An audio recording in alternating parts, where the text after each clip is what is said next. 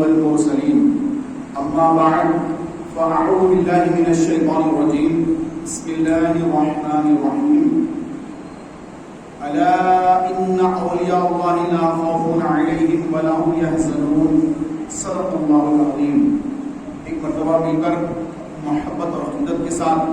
درود شریف کا نذرانہ پیش فرما لیجیے. اللهم صل على سيدنا ومولانا محمد وعلى آل سيدنا ومولانا محمد وبارك وسلم. صلاة وسلام عليك يا رسول الله صلى الله عليه وسلم.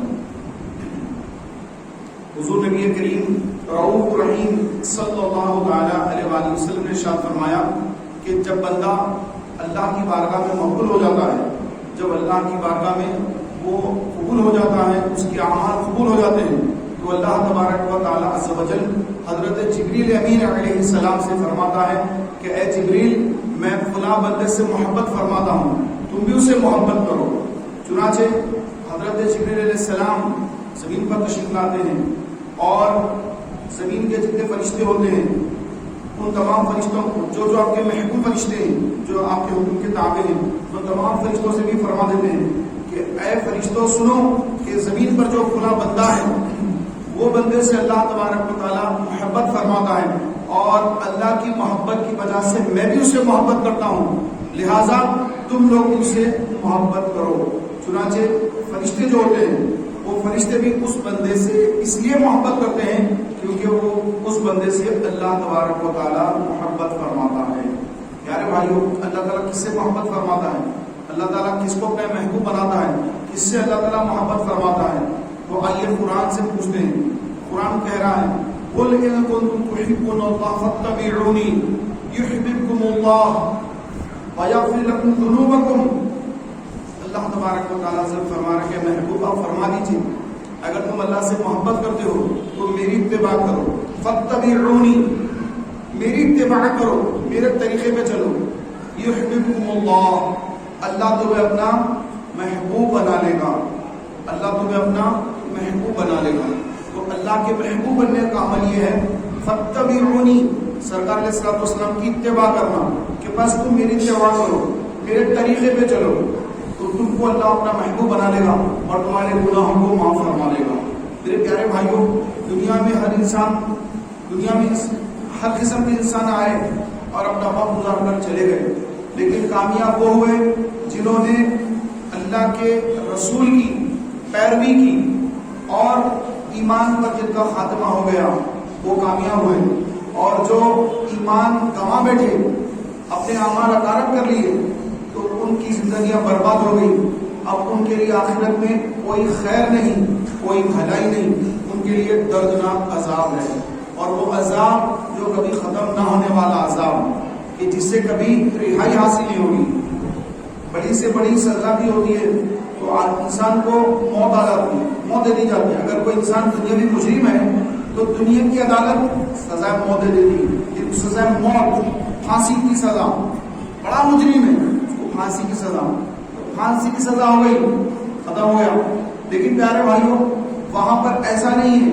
کہ جو انسان کا خاتمہ کفر پر ہوتا ہے، جو کافر مر جاتا ہے، تو پیارے بھائیوں وہاں پر جو عذاب ہے وہ عذاب ایسا نہیں کہ موت آئی اور ختم ہو گئے، بلکہ وہاں پر موت کسی کو نہیں آئے گی. جہنم میں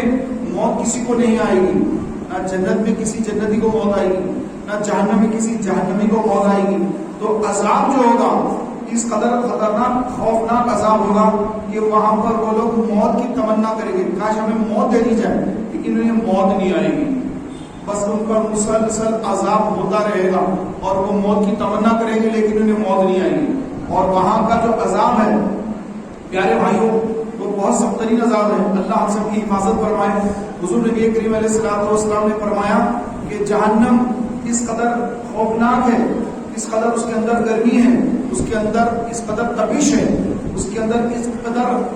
اللہ تبارک و تعالی نے عذاب تیار کر رکھا ہے کہ اگر اس کو سوئی کے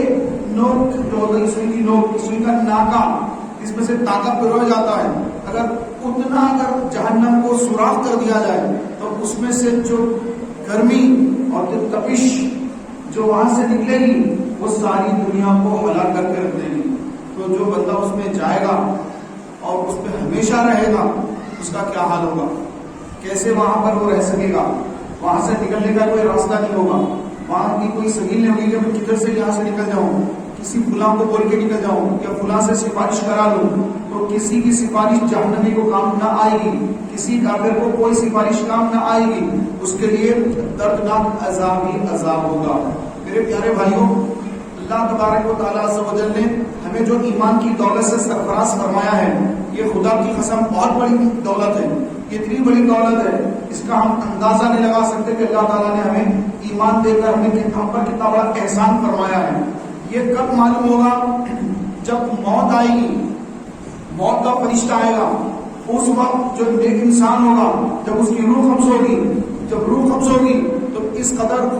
اس کو خوشی ہوگی کہ میں اللہ سے ملاقات کے لیے جا رہا ہوں، کہ دن رات اللہ کے لیے نمازیں پڑھی، راتوں کی نیندوں کو قربان کر کے اپنے بستر سے الگ ہٹ کر اللہ کی یاد میں سجدے کیا کرتا، نمازیں پڑھا کرتا، قرآن پاک پڑھا کرتا۔ آج مجھے اس رب کی ملاقات کا وقت آ گیا ہے، میں اپنے پروردگار کی ملاقات کے لیے جا رہا ہوں۔ تو میرے پیارے بھائیوں، اس کو کوئی غم نہیں ہوگا، اسے کوئی خوف نہیں ہوگا، کیونکہ اس کی ساری زندگی اللہ کی رضا والے کاموں میں اس نے گزار دی، حرام کاموں سے بچتا رہا اور فاتبعونی کے منصب پر فائز رہا کہ حضور علیہ الصلوۃ والسلام کی سنتوں پہ عمل کرتا رہا، اور ہر وہ کام جس سے اللہ رسول ناراض ہوتے ہیں ان سے بچتا رہا۔ تو پیارے بھائیوں، جب وہ اس کی موت کا وقت آئے گا، اس کو کوئی غم نہیں ہوگا، کوئی اس کو افسوس نہیں ہوگا، بلکہ وہ خوشی خوشی اپنے پروردگار کی ملاقات کے لیے جا رہا ہوگا، اور سارے گھر والے اس کے لیے رو رہے ہوں گے، سارے محلے والے اس کے لیے رو رہے ہوں گے، خاندان والے عزیز و اقارب اس کے لیے رو رہے ہوں گے، لیکن وہ خوشی خوشی اپنے پروردگار کی بارگاہ میں جا رہا ہے۔ کیوں؟ کیونکہ اس نے زندگی بھر اپنے پروردگار کی اطاعت کرتا رہا، اپنے پروردگار کی ہر وہ بات جو اس کو کرنے کا حکم دیا گیا ہے اس پر عمل کرتا رہا۔ تو سبحان اللہ، اس کے لیے خوشیاں ہی خوشیاں ہیں۔ زندگی میں اللہ کا خوف رکھا تو اللہ نے آخرت میں اس کو بے خوف کر دیا۔ نبی کریم علیہ السلام نے فرمایا کہ اللہ تبارک و تعالیٰ کسی بندے پر ایک جگہ پر دو خوف کو جمع نہیں کرے گا، ایک مقام پر دو خوف کو جمع نہیں کرے گا۔ اگر یہاں پر جو خوف زدہ رہا، اللہ کے ڈر، اللہ کا خوف کرتا رہا، تو وہاں پر اللہ اس کو بے خوف کر دے گا، اور جو یہاں پر بے خوف رہا وہاں پر اللہ اس کو خوف زدہ کر دے گا۔ وہاں پر وہ ڈر رہا ہوگا کہ اب میرا ٹھکانہ کیا ہوگا، میں نہیں جانتا کہ میرے ساتھ اللہ کیا معاملہ فرمائے گا، کہ مجھے جنت میں داخل کرے گا یا جہنم میں، کیونکہ میرے اعمال تو ایسے ہی ہیں، کیونکہ سارے اعمال اس کے کھول دیے جائیں گے، اس کی فائل کھول دی جائے گی، زندگی بھر کا حساب اس کے سامنے رکھ دیا جائے گا۔ اس کی نمازیں جو اس نے قضا کر دی، نمازیں جو چھوڑ دی، روزے جو چھوڑ دیے، زکوٰۃ جو ادا کرنے کا حکم تھا زکوٰۃ ادا نہ کیا، اسی طرح جتنے حقوق پامال کیے وہ تمام کے تمام اس کے سامنے موجود ہوں گے۔ جو اس نے نعوذ باللہ گالیاں بکی، جو جھوٹ بولا، جو غیبتیں کرتا رہا، ماں باپ کا دل دکھاتا رہا، مسلمانوں کی دل آزاریاں کرتا رہا، الغرض ہر وہ کام کرتا رہا جو اس کا نفس اس سے کرواتا رہا، ہر وہ کام کرتا رہا جو اس کا جی چاہتا رہا۔ تو میرے پیارے بھائیوں، اب وہ دنیا میں بے خوف رہا، اب آخرت میں جب اس کی ساری فائل کھلے گی، اعمال نامہ جب اس کے ہاتھ میں دے دیا جائے گا، الٹے ہاتھ میں جس کو اعمال نامہ ملے گا، الٹے ہاتھ میں اعمال نامہ لے کر جب وہ دیکھے گا کہ مجھے اعمال نامہ تو الٹے ہاتھ میں ملا ہے، اب وہ سمجھ جائے گا کہ اب مجھے سزا دی جائے گی، میرے لیے کوئی امن کی جگہ نہیں ہے، میرے لیے اب کوئی امن نہیں ہے، میرے لیے تو اب بس اللہ کا عذاب ہی عذاب نظر آ رہا ہے کہ مجھے اعمال نامہ الٹے ہاتھ میں دیا گیا ہے، اور سارے اس کے اعمال اس کے ہاتھ میں لکھے ہوئے سارے گناہ، کون کون سے گناہوں کا انکار کرے گا؟ پیارے بھائیوں، فرمایا گیا کہ قیامت کے دن اللہ تبارک و تعالیٰ عز و جل بندے کی زبان پر، اس کے ہاتھوں پر، اس کی آنکھوں پر مہر کر دے گا۔ الیوم نختم علی افواہہم، کہ اس دن ہم ان کے منہ پر مہر کر دیں گے، اور ان کے اعضائے بدن ہم سے گفتگو کریں گے، ہاتھ اللہ تعالیٰ سے کلام کریں گے، آنکھیں اللہ تعالیٰ سے بات کریں گی، اور اس کے پیر اللہ تعالیٰ سے بات کریں گے۔ الغرض وہ تمام اعضاء جس سے وہ گناہ کیا کرتا تھا وہ سب اس کے گناہوں کی گواہی دیں گے۔ ہاتھ بات کرنا شروع کرے گا، آدمی حیران ہو جائے گا، ارے میرے ہاتھ میرے خلاف گواہی دے رہے ہیں۔ ہاتھ کہیں گے کہ ہم نے ان ہاتھوں سے شراب کی بوتلیں پکڑی ہیں، ہم نے ان ہاتھوں سے غریبوں پر مظلوموں پر ظلم کیا ہے، ہم نے راتوں سے قتل و غارت گری کے بازار گرم کیے ہیں، آپ گواہی دے رہے ہیں، آپ گواہی دے رہے ہیں کہ ہم نے گندی تصویریں دیکھی ہیں، ہم نے ننگی تصویریں دیکھی ہیں، ہم نے وہ چیزیں دیکھی ہیں جس سے دیکھنے سے رب نے منع کیا تھا، آنکھیں گواہی دے رہی، انسان کے خلاف اس کی آنکھیں گواہی دے رہی، کان کہیں گے ہم نے گانے سنے، ہم نے غیبتیں سنی، ہم نے وہ چیزیں سنی۔ تو میرے پیارے بھائیوں، اس کی تمام اعضاء بدن، پیٹ کہے گا کہ ہم نے اس کے اندر یہ بھرا، شرابیں پی، حرام چیزیں کھاتے رہے، حرام مال سے اپنا پیٹ بھرتے رہے، یہ پیٹ گواہی دے رہا ہے، پیر گواہی دے رہے کہ ہم فلاں جگہوں پر چلے گئے، ہم فلاں اڈوں پر چلے گئے، ہم فلاں گناہوں کے اڈوں کو آباد کرتے رہے، ہم فلاں جگہ پر جاتے رہے۔ تو اس کے اعضاء بدن اس کے خلاف گواہی دیں گے تو سمجھ جائے گا کہ اب میرے بچنے کی کوئی صورت نہیں ہے کہ میرے اعضاء بدن میرے خلاف گواہی دے رہے ہیں کہ میں تو جھٹلانے کی کوشش کر رہا تھا کہ میں نے یہ نہیں کیا، میں نے یہ نہیں کیا، تو اللہ نے میرے منہ پر مہر کر دیا، میرے منہ پر اللہ نے بند کر دیا، اب اعضاء بدن گواہی دے رہے ہیں۔ تو پیارے بھائیوں، اب وہ سمجھ جائے گا کہ اب میری بچنے کی کوئی صورت نہیں ہے، میرے اعضاء خود میرے خلاف گواہی دے رہے ہیں، اب میرا یقینی طور پر جہنم میں جانا طے ہے، اب میں بچ نہیں سکتا۔ تو میرے پیارے بھائیوں، وہ جو خوف داری ہوگا، وہ خوف جو دنیا میں جو اللہ کے خوف سے بے خوف رہا، وہاں پر اس کو اس قدر خوف ہوگا اور اس قدر وہاں پر اس کو غم ہوگا کہ وہ اس وقت سوائے افسوس کے کچھ نہ کر سکے گا۔ اور جو اولیاء اللہ ہیں، اللہ کے ولی ہیں، جن کی قرآن نے ان کی تعریف بیان فرمائی ہے، الا ان اولیاء اللہ لا خوف علیہم ولا هم يحزنون، کہ بے شک اللہ کے ولیوں کو نہ کوئی خوف ہوگا نہ وہ غمزدہ ہوں گے، نہ انہیں خوف ہوگا، نہ جہنم کا خوف ہے، نہ وہ غمزدہ ہیں، انہیں کوئی غم نہیں ہوگا۔ تو میرے پیارے بھائیوں، آج جو بندہ اللہ کا ڈر، اللہ کا خوف دل میں رکھ کر نمازوں کی پابندی کر لیتا ہے، حرام کاموں سے بچتا ہے، اپنی نگاہوں کی حفاظت کرتا ہے، اپنی زبان کو جھوٹ سے، گالی گلوچ سے، غیبتوں سے، چغلیوں سے زبان کو روکے رکھتا ہے۔ میرے آقا علیہ السلام نے فرمایا کہ جو دو چیزوں کی میرے لیے دو چیزوں کی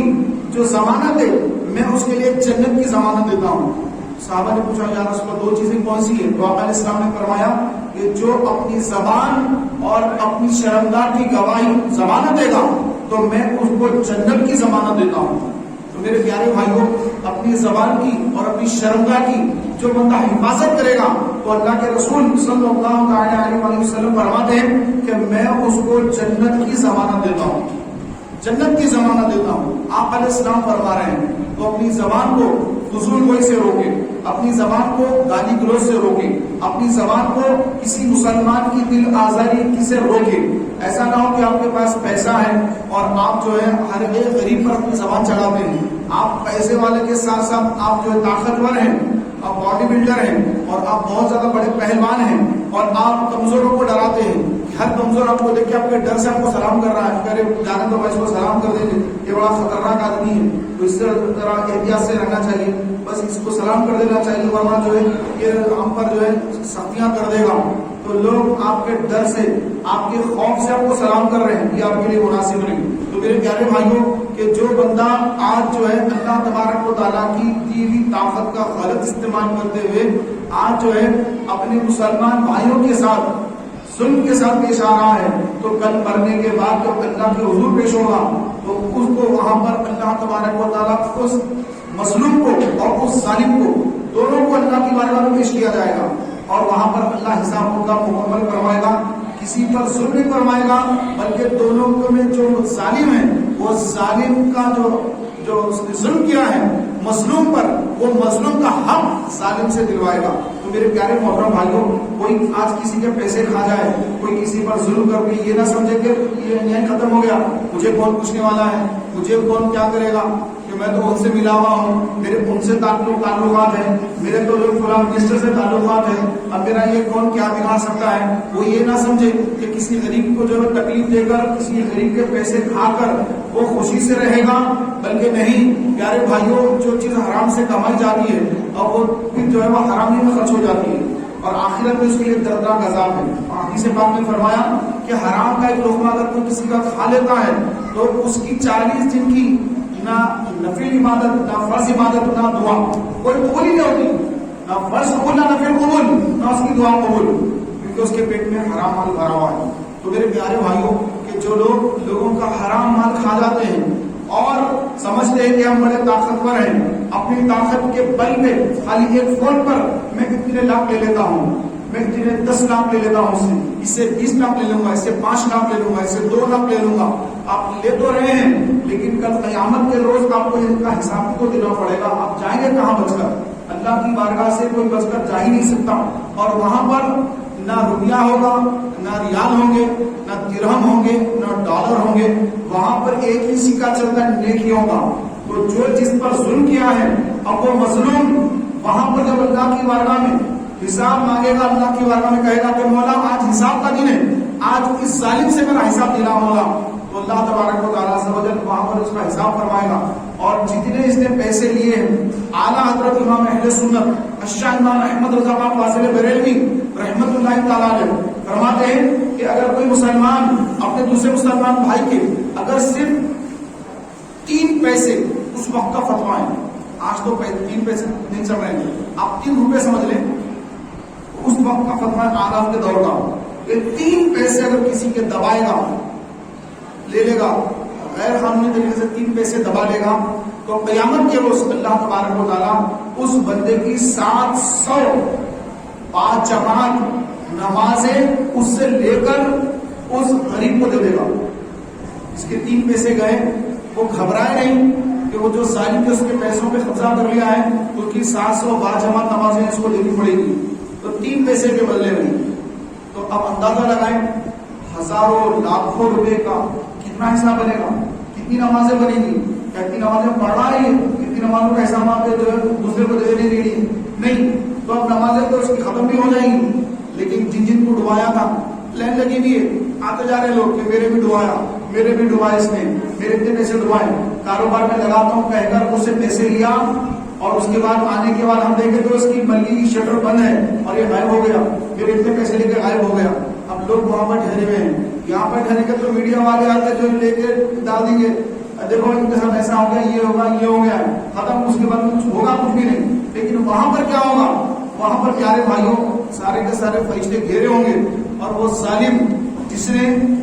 پیسے لوگوں کے ہڑپ لیے ہیں، اپنی اولاد پر خرچ کیا، اپنے اوپر خرچ کر لیا، اچھی کاروں میں پھرتا رہا، اچھے بڑے بڑے بنگلے بنا کر عیش زندگی گزارتا رہا، لیکن وہ حرام کام، حرام مال کما کر اگر نمازیں بھی پڑھی تھی، اگر روزے بھی رکھے تھے تو وہ بھی قبول ہی نہیں ہوئے، کیونکہ اگر حرام کمائی سے اگر ایک لقمہ پیٹ میں ڈالے گا تو اس کی 40 دن کی نمازیں قبول نہیں ہوتی ہے، تو پھر اس کی نمازیں بھی قبول نہیں ہوئی۔ اب نیکیاں کہاں اس کے پاس دینے کے لیے؟ اگر نیکیاں کمایا تھا تو دے گا نا وہاں پر، تو نیکیاں تو اس کی قبول ہوئی نہیں، نمازیں تو قبول ہوئی ہی نہیں ہے، کیونکہ حرام کھاتا رہا، حرام اپنی اولاد کو کھلاتا رہا، حرام اپنے ماں باپ ضعیف والدین کو حرام کھلاتا رہا، تو پھر ان کی عبادتیں بھی ضائع کر دی، اپنی عبادتیں بھی ضائع کر لی۔ اب میدان محشر میں آیا تو اب لوگوں کی لینڈ کھڑی ہے، وہاں پر ان کو حساب دینا ہے، جتنے پیسوں کا جو حساب دینا ہے، تو اب اس کے پاس نیکیاں تو ہے نہیں، اب کیا کرے گا؟ تو فرمایا گیا جب اس کے پاس نیکیاں نہ ہوں گی، اب وہاں پر جن پر ظلم کیا تھا وہ کھڑے ہوں گے، تو اللہ تبارک و تعالیٰ عز و جل ان کے گناہ اس کے اوپر ڈال دے گا۔ ان سے کہا جائے گا کہ تمہارے جو گناہ ہیں وہ اس ظالم کے اوپر ڈال دو کہ جس نے تم سے دنیا میں تمہارا حق چھینا تھا۔ جیسے بھائی کے اپنا حق چھین لیتے ہیں کہ باپ کا انتقال ہو گیا، بڑا بیٹا ہے یا بڑا جو بھی اس کے پاس جس کے پاس طاقت ہوتی ہے، سورس ہوتا ہے، وہ اپنے بھائیوں بہنوں کو ڈبا دیتا ہے اور خود جو پوری زمین پر جائیداد پر قبضہ کر لیتا ہے۔ تو میرے پیارے بھائیوں کل قیامت کا جب دن ہوگا تو اب جو ہے اس کی ساری نیکیاں تو جو ہے بانٹی جائیں گی، اب اگر نیکیاں ہے نہیں تو اب ان سارے مظلوموں کے گناہ اس کا سر پر ڈالیں گے، اور وہ اپنے گناہ اور دوسرے سارے لوگوں کے گناہ، جن کے پیسے ڈلوائے تھے، جن پر ظلم کیا تھا، جن کو مارا پیٹا تھا، گالیاں دی تھی، بے عزتیاں کی تھی، زبان سے مسلمانوں کو تکلیف پہنچائی تھی، وہ سارے آ جائیں گے۔ صرف پیسے کا ہی مسئلہ نہیں ہوگا، بلکہ کسی کو ناجائز طریقے سے لوگوں کے سامنے جھڑک دیا، بے عزتی کر دی، سارے لوگ بیٹھے کو اٹھا کے جھڑک دیا، اب وہ بیچارہ جو اندر سے کوڑ لا کے انہوں نے میری بے عزتی کر رہا ہے، لیکن میں اگر ان کو جواب دوں گا تو کچھ بولوں گا یہ اور ظلم کرے گا، لہٰذا مجھے خاموش رہنے میں عافیت ہوگا، اس کا ظلم اور بڑھ جائے گا۔ تو وہ اس کی زبان جو چلتی ہے نا تو لوگ اس کی زبان سے گھبراتے ہیں، ڈرتے ہیں کہ پتہ نہیں کیا کر دے گا، اور یہ خاموشی بھی جو بھلائی ہے. لیکن کل کیا ہوگا؟ کل وہ آ جائیں گے کہ یا اللہ اتنے لوگوں کے سامنے بھی اس نے بےعزتی کی تھی، مولا آج کا حساب مجھ سے دلا، اس کا حساب دلا مجھے آج مولا. تو مولا تعالیٰ وہاں پر بھی اس کے اگر نیکیاں اس کے پاس نہ ہوئی تو اس جو مظلوم ہے اس مظلوم کے گناہ اس ظالم کے سر پر اللہ ڈالنے کا حکم فرمائے گا، اور وہ ظالم لمبی مدت کے لیے جہنم میں چلا جائے گا، اور وہاں پر اس کے لیے نہ وہاں پر کھانے کا انتظام ہے نہ پینے کا انتظام ہے، وہاں پر تو بس آگ ہی آگ ہے، سانپ اور بچھو ہے وہاں پر کوئی آرام کی نیند نہیں سوئے گا. کوئی جیل میں جا کر سو تو جاتا ہے لیکن وہاں پر سونے کا کوئی جگہ نہیں ہے جہنم میں سونے کی، کہ رات کب ہوگی دن کب ہوگا پتہ ہی نہیں چلے گا، کہ وہاں پہ تو آگ ہی آگ ہوگی. تو میرے پیارے محترم بھائیوں، آج ہم اپنی آخرت کی فکر کم کرتے ہیں اور دنیاوی طور پر زیادہ سوچتے ہیں کہ مجھے اس میں کتنا نفع ہوگا اور اس میں کتنا نفع ہوگا، اس کو ڈباؤں گا تو کتنے پیسے ملیں گے، اس کو ڈبا کر پیسے والا بن جاؤں گا تو مجھے کتنی ترقی ملے گی. تو میرے پیارے محترم بھائیوں، آج کی ترقی تو ہم دیکھ رہے ہیں لیکن کل مرنے کے بعد کے حالات پر ہماری کوئی نظر نہیں. ہم آج کا سوچتے ہیں، کل کے بارے میں نہیں سوچتے ہیں. میرے پیارے بھائی، محمد علیہ السلام نے فرمایا مومن وہ ہے جس کی زبان اور جس کے ہاتھ سے دوسرا مسلمان محفوظ رہے، کوئی اس سے ڈرے نہیں، اس کی زبان سے کوئی نہ ڈرے، اس کے ہاتھ سے کوئی نہ ڈرے، وہ مومن. اور جس کی زبان اور جس کے ہاتھ سے مسلمان محفوظ نہیں وہ مومن ہی نہیں. تو میرے پیارے بھائیوں، آج لوگ اپنے ہاتھ کو بھی چلاتے ہیں، اپنی زبان کو بھی چلاتے ہیں اور مسلمانوں پر جو ہے چڑھائیاں کرتے ہیں اور تکلیفیں دیتے ہیں، دل آزاریاں کرتے ہیں. پیارے بھائیوں، ایک روایت میں یہاں تک لکھا ہے کہ جو لوگوں مسلمانوں کی دل آزاریاں کرتا ہے، ان کے دلوں کو دکھاتا ہے، ان کو تکلیف پہنچاتا ہے، اندیشہ ہے کہ موت کے وقت اس کا خاتمہ کفر پر ہو جائے گا، کافر مر جائے گا. یہ اندیشہ بیان فرمایا گیا. تو لہٰذا اپنی زبان سے کسی مسلمان کو تکلیف نہ دیں، بلکہ فرمایا گیا کہ ایک مسلمان کو دیکھ کر مسکرا دینا بھی صدقہ ہے. آپ کسی مسلمان کو دیکھ کے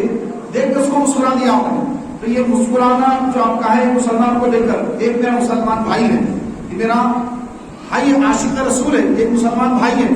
یہ میرا مسلمان بھائی، اس کو دیکھ کر میں مسکرا رہا ہوں تو اللہ تبارک و تعالیٰ عز و جل اس کو اس مسکرانے پر صدقہ کرنے کا ثواب ادا فرماتا ہے.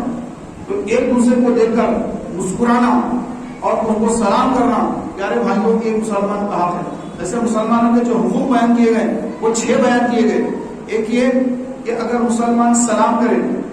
سلام کا جواب دینا، کیونکہ سلام کرنا سنت، جواب دینا واجب. سلام کا جواب دینا، اس کو چھینک آئے مسلمان کو، اس نے کہا الحمدللہ، تو آپ کہیں یا رحمۃ اللہ، یہ دوسرا حق. تیسرا حق کہ اگر وہ کوئی مشورہ کرے تو اس کو صحیح سے اچھا مشورہ دینا، تیسرا حق. چوتھا، اگر وہ دعوت دے، اس کی دعوت میں شریک ہونا کہ بھائی میرا ولیمہ ہے، آپ آئیے، شادی ہے میری، ولیمہ ہے، آئیے، اس کی دعوت کو قبول کرنا. ایسے نہیں کہ دعوت دیا، آپ کو اندازہ کہ غریب ہے یار یہ کیا کھلائے گا، میں جاؤں گا تو چھوڑو اس کی دعوت، وہاں چلتے ہیں، یہ غلط. بلکہ جو ہے مسلمان ہے اس کی دعوت میں جانا یہ اس کا حق ہے. اور 5واں یہ، اگر وہ بیمار پڑ جائے، بیمار ہے بیچارہ، دواخانے میں پڑا ہے، اس کی عیادت کرنا، اس کے پاس جانا، ملاقات کرنا اور اس کو ہمت دینا اور اس کے لیے دعا کرنا. اور 6واں حق یہ ہے کہ اگر مسلمان کا انتقال ہو جائے تو اس کے جنازے میں شرکت کرنا. یہ 6 جو ہے مسلمان کی حق ہیں. اس کو جو ضائع کرتا ہے، سلام کرے تو جواب دے کے انجام چلے آ رہا ہے، چھینکے اور چھینکنے کے بعد چھینکنے والے نے اگر الحمدللہ کہا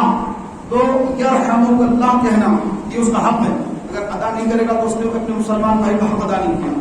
تو اسی طرح جو 6 حقوق بیان کیے گئے ہیں، تو میرے پیارے بھائیوں، ان 6 حقوق کو ادا کرنا یہ ہماری ذمہ داری میں آتا ہے. اگر اس پہ ہم پسو پیش کریں گے تو عند اللہ کے پاس ہم جواب دے ہوں گے. تو میں عرض یہ کر رہا تھا پیارے محترم بھائیوں، اللہ تبارک و تعالیٰ عز و جل کے جو نیک بندے ہیں جب وہ اللہ کی بارگاہ میں پہنچتے ہیں تو اللہ تبارک و تعالیٰ عز و جل ان سے راضی ہو جاتا ہے اور ان سے خوش ہو جاتا ہے اور اس بندے سے فرمایا جاتا ہے کہ تم پلٹ جاؤ اپنے مقام پر، یعنی تم واپس قبر میں اپنی جگہ پر چلے جاؤ، اور فرشتے اس کو روح کو بھی لا کر قبر میں رکھ دیتے ہیں. اب وہ اپنی قبر میں اس کی روح ہوتی ہے، لیکن اب وہ آزاد ہو جاتی ہے. اب جہاں چاہے جائے، اس کے لیے کوئی قید نہیں ہے کہ وہ پل بھر میں مکہ شریف پہنچ جاتی ہے، پل بھر میں مدینے چلے جاتی ہے، پل بھر میں جہاں چاہے جائے، جہاں چاہے آئے، عرش تک چلے جاتی ہے، علیین پر جاتی ہے، اعلیٰ علیین پہ بھی جاتی ہے. تو جیسا جس کا مقام اور مرتبہ ہوگا وہ وہاں تک اس کی رسائی ہوگی. اور اسی طرح اگر کوئی کافر مرتا ہے تو اس کی روح کو قید کر دیا جاتا ہے، اس کی روح کو جیل میں بند کر دیا جاتا ہے. سجین جو ساتوں زمینوں کے نیچے مقام ہے، وہاں پر کافر کی روح کو قید کر دیا جاتا ہے. جیسے کوئی کافر مرا تو اس کی روح قید کر دی جاتی ہے. کہاں؟ ساتوں زمینوں کے بھی نیچے. بعض لوگ کہتے ہیں کہ وہ وہاں پر ایکسیڈنٹ ہوا تھا، ایک بدرو پھرتی رہتی وہاں پر، ایک عورت ہے بدرو ہے، ایک مرد کی بدرو ہے. تو میرے پیارے بھائیوں، اسلام کے اندر بدروح کا کوئی تصور نہیں، بدروح کا کوئی تصور نہیں کہ اگر نیک مومن ہوگا تو اس کی روح جو ہے سبحان اللہ عرش کے پاس ہوگی، علیین میں ہوگی، اعلیٰ علیین میں ہوگی، خانہ کعبہ کے پاس ہوگی، مقام ابراہیم کے پاس ہوگی، یا پھر اس کی قبر کے پاس ہوگی. اور اگر کوئی کافر بدعقیدہ یا کافر منافق مشرک مرتا ہے تو اس کے لیے پیارے بھائیوں وہ ایسا نہیں کہ جہاں چاہے چلے جائے، زمین میں وہ ایکسیڈنٹ ہوا تو وہاں چلا گیا، یہاں چلا گیا، ایسا کوئی نہیں ہوتا ہے. بلکہ اس کی روح تو قید میں ہوتی ہے،